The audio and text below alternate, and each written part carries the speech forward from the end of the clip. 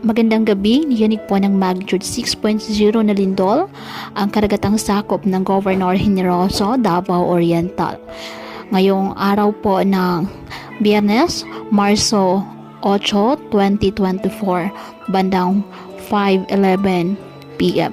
Naramdaman po ang intensity force sa Malungon, Sarangani, Don Marcelino at Sarangani, Davao Occidental at Davao City. Wala namang naitala ang damages sa anumang istruktura. Wala rin pong banta ng tsunami ayon sa PHIVOLCS.